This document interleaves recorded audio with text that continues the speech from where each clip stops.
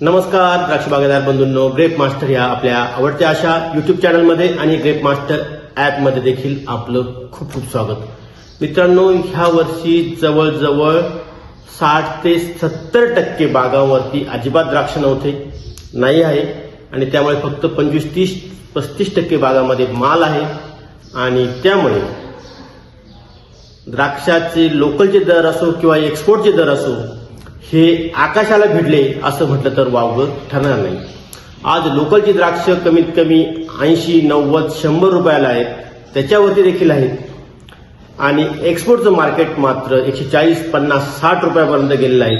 तर ब्लॅक जम्बोचे द्राक्ष हे 150 रुपयापासून 200 रुपयापर्यंत देखील गेलेले दिसून येत आहे. हे सर्व का झालं तर जवळजवळ 60 ते 70% बागा ह्या फेल होत्या. आता ह्या 70% बागा फेल झाल्यानंतर जवळजवळ 15 ते 20% शेतकऱ्यांनी एका झटक्यात जुन्या बागा ह्या तोडून टाकल्या आहेत. त्याच्यानंतर राहिलेल्या 50% बागांपैकी 30% शेतकऱ्यांनी त्या बागाकडे अजिबात बघितलेलं नाहीये आणि त्यामुळे ह्या दुर्लक्षित बागा किंवा ह्या वंचित बागावरती मोठ्या प्रमाणामध्ये डावणी, करपा, भुरीचं साम्राज्य असून त्या ठिकाणी पानं अतिशय खराब झालेले आहेत. तर त्यामुळे आणि त्याचबरोबर त्या बागांना खतं नाही, त्या बागांना इरिगेशन मॅनेजमेंट प्रॉपर नाही, वेळेवर पाणी नाहीये आणि त्याचा ओव्हरऑल फटका हा पुढील वर्षी देखील आपल्या बागांवरती येऊ शकतो.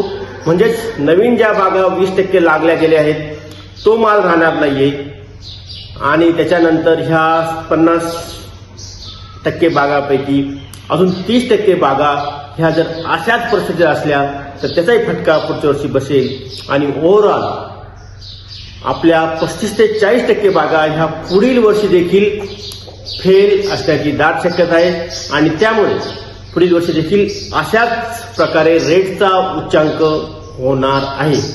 त्यामुळे आता तुम्ही ऑक्टोबर छाटणीनंतर दुर्लक्ष केलं असेल किंवा मागच्या वर्षी खरड छाटणीनंतर दुर्लक्ष केलं असेल किंवा नसेल, त्याच्यानंतर बाग छाटला माल निघाला नाही त्यामुळे दुर्लक्ष केलं असेल, परंतु आता मात्र ह्या खरड छाटणीपासून तुम्हाला डोळ्यात तेल घालून तिथे लक्ष देणं अतिशय महत्वाचं आहे.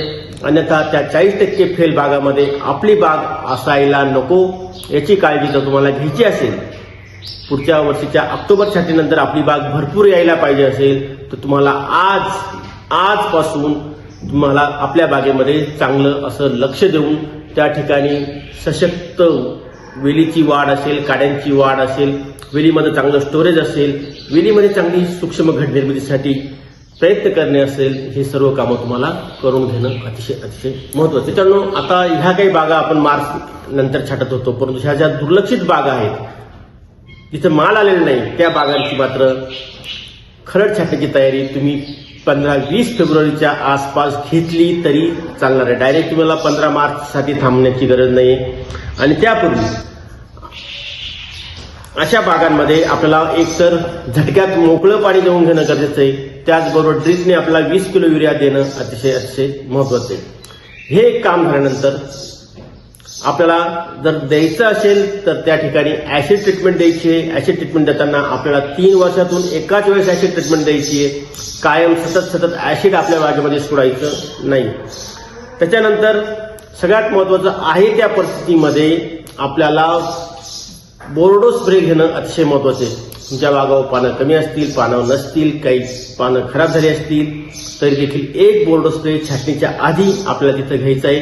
तो म्हणजे 1 किलो मोरचूद, 1 किलो चुना आणि 1 किलो सल्फर हा 200 लिटर पाण्यामध्ये घेऊन आपल्याला गच्च असा स्प्रे द्यायचा आहे, जेणेकरून आपल्या बागेमध्ये असणारा करप्याचा इनॉक्युलम असेल, डाऊनीचा इनॉक्युलम असेल किंवा भुरीचा इनॉक्युलम असेल त्याचं संपूर्ण इरॅडिकेशन करणं, स्टरलाइज करून बाग करून घेणं अतिशय महत्वाचं आहे. छाटणीच्या आधी हा एक बोर्डो आणि त्याच्यानंतर छाटणी केल्यानंतर पुन्हा हाच एक बोर्डो स्प्रे मोरचूद, चुना आणि सल्फर 1-1 किलो 2 लिटर पाण्याला घेऊन असे हे 2 स्प्रे जर दिले तर आपण आपली अर्धी लढाई जिंकलेलो आहोत. कारण पूर्ण वर्षभर मोठ्या प्रमाणामध्ये डावणीचा इनॉक्युलम, करप्याचा इनॉक्युलम, भुरीचा इनॉक्युलम आपल्या बागेमध्ये कळत न कळत डोळ्यांना दिसत नाही परंतु प्रचंड इनॉक्युलम आपला वाढला दिसून येते. त्याच्यानंतर छाटणीच्या आधी आपल्याला बेसल डोस टाकणं गरजेचं आहे. एकदा ऍसिड ट्रीटमेंट झाल्यानंतर त्या ठिकाणी बेसल डोस टाकायचा आहे किंवा त्या ठिकाणी सॉइल रिक्लेमेशन करण्यासाठी आपल्याला सल्फर तुमच्या मातीच्या पीएच नुसार 20 किलो 50 किलो किंवा 100 किलो किती घ्यायचं आहे ते तुमच्या मातीच्या पीएच नुसार ठरणार आहे. तर सल्फर ट्रीटमेंट खाली करणं मोठा ढोबळा करून सल्फर दर टाकणं अतिशय महत्वाचं आहे. त्याच्यानंतर जिथं जिथं शक्य असेल त्या ठिकाणी शेणखत अधिक मळी कंपोस्टेड मळी शुगर फॅक्टरीची मळी कंपोस्टेड मळी त्या ठिकाणी एक ऑर्गॅनिक कार्बन मॅटर आपल्याला ड्रीप खाली टाकणं अतिशय गरजेचं आहे. आणि त्याच्यावरती आपल्याला सुपर फॉस्फेट घेणं अतिशय महत्वाचं आहे. हे सर्व केल्यानंतर मी तर म्हणेल अवश्य सर्वांनीच केलं पाहिजे. त्याच्यावरती चिपटाची मल्चिंग करून तो भोत थोडासा हलकासा मातीनं झाकणं पूर्ण चिपट त्या माती आड अजिबात करायचं नाही. 10% चिपट फक्त मातीच्या आड गेलं उडू नये यासाठी तर चालेल. 90% चिपट हे वरतीच असणार आहे. अशा पद्धतीने तुम्ही तुमचा भोत बेड तयार करून घेणं अतिशय महत्वाचं आहे. कुठलेही जास्त खतं आपल्याला द्यायची नाही. कुठलेही जास्त खतं एकत्र मिक्स करून द्यायची नाही. हा सगळा कार्यक्रम आपला छाटणीच्या आधी 8-10 दिवस 15 दिवस 20 दिवस जरी झाला तरी चालणार आहे. त्यामुळे आत्ता तुम्हाला कामाला लागणं आणि बेसल डोसची तयारी करणं अतिशय महत्वाचं आहे. बेसिक भोत प्रिपरेशन तयार करणं बेसल डोसची तयारी करणं अतिशय महत्वाचं आहे. त्याच्यानंतर छाटणी केल्यानंतर 10 दिवसांनी तुम्हाला 13-0-45 5 किलो आणि मॅग्नेशियम सल्फेट 10 किलो ट्रीटमेंट द्यायचे. त्याच्यानंतरच्या पुढच्या आठवड्यामध्ये तुम्हाला फर्टिस 2 किलो आणि मिंगल 2 किलो अधिक अल्ट्रास्पीड 2 लिटर एकत्र द्यायचे.